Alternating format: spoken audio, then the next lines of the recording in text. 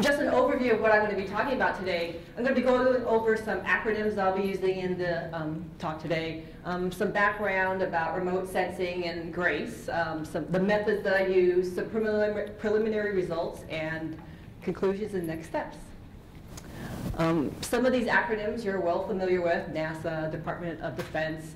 Some not so much. There's the Clark County Regional Flood Control District. We have Total Water Storage, DRI, a lot of you are familiar with, Desert Research Institute, and I'll talk about GRACE in just a second. So remote sensing, what is it? Remote sensing is any type of information that is captured from a distance. So it could be a photograph, it could be X-ray, it could be radar. And whenever you're dealing with signal processing, you have to take into consideration noise. And noise is any type of unwanted data while you're looking at what you're looking for could interfere with what you're looking at. As an example of that, last spring semester I was an intern at NASA Develop, and we were looking at Aster and Landsat images and measuring urban growth in different areas. And the noise that we saw was in cloud cover. So here I took a couple images of the Las Vegas Valley. And from October of last year, this Landsat image has 13% cloud cover. So not only do these clouds cover up what we're trying to look at, but also the shadows as well. In contrast to that, the Aster image only has 1% cloud cover. So obviously when you're looking at satellite data, you want to get the best image that you can at the best resolution. Obviously the Aster image is a much better resolution than the Landsat. Some background about GRACE. It stands for Gravity Recovery and Climate Experiment. But GRACE is not one, but two satellites that orbit 220 kilometers apart, 500 kilometers above the Earth. It uses GPS and microwaves to measure data, and it's a collaboration between NASA and the German Space Center. Traditional satellite experiments actually look at only the first few centimeters in soil and in snow cover, so it can only measure very shallow depths of water. But GRACE can actually look beneath the Earth's surface and actually capture the amount of water stored underneath us in Las Vegas Valley. How it does that is that there's two satellites, and as one goes over the gravity anomaly, it will actually speed up, and then as it passes it, it will slow down. And then the second one will follow.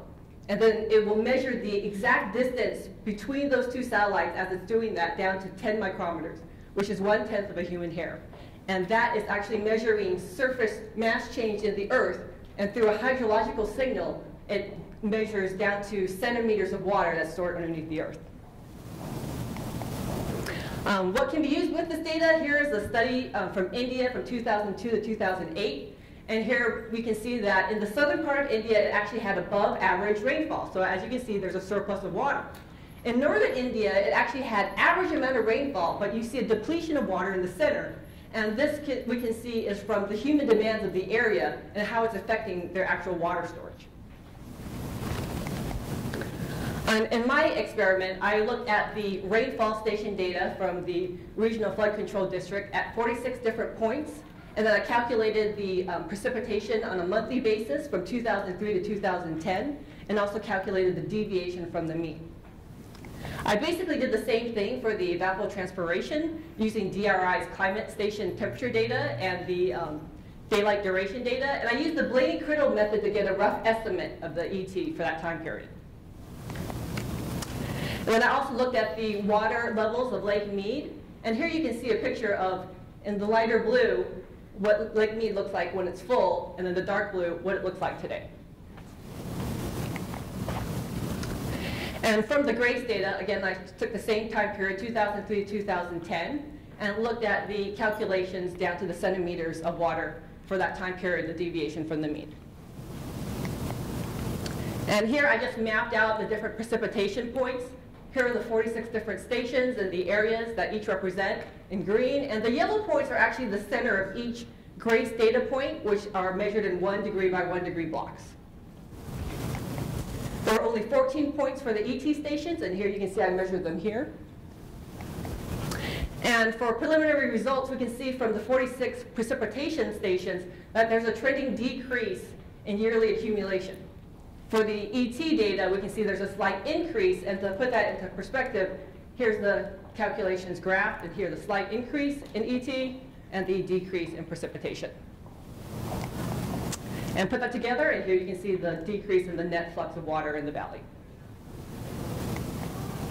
For the GRACE data, again, here's the 4 points, and Las Vegas is in the center. And then when that data was calculated, there was also a trending decrease of water in the valley. And here you can see I graphed the GRACE data in black against the Lake Mead data, and you can see it follows the same trend up to about 2009. And here you can see, again, the relationship that I'm trying to look at is how the relationship between what GRACE sees compares to the yearly precipitation, ET, and Lake Mead data. And here you can see that Lake Mead drops off, so it's only going to be a small part of what GRACE actually sees. And then for conclusion, we can see similar trends in the declining levels of water measured by GRACE and how that correlates to the precipitation and the Lake Mead levels. And these trends could be revealing impact of drought and climate change in the valley.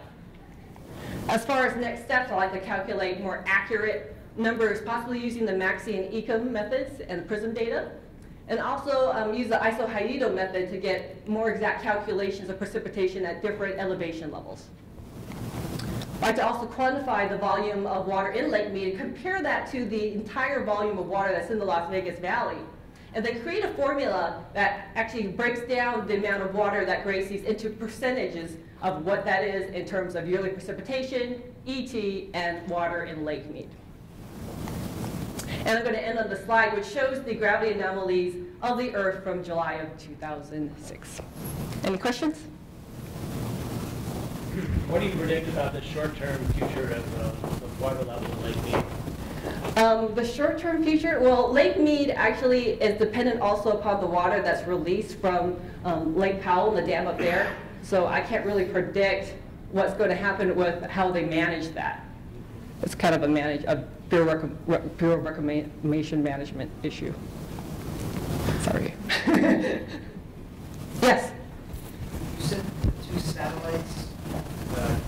Is it the relative position of the two satellites measured down? Yes, it's the two positions. So one will pass and the other will pass, and it's measuring that exact distance between the two of them. Down to what accuracy? 10 microns.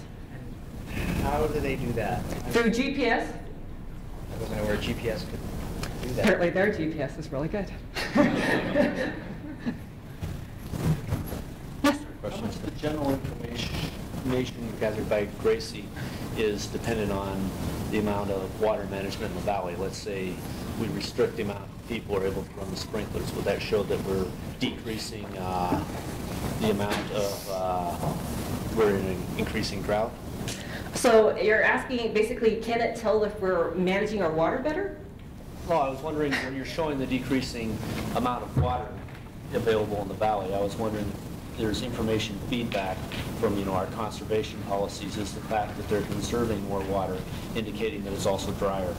Well, we could do that if we're looking at exactly when those, management things were put into place and see if there's a difference between how much that water level is dropping or not. So it could be done in a different study. Any other questions? All right. Well, thank you, Maile. Thanks.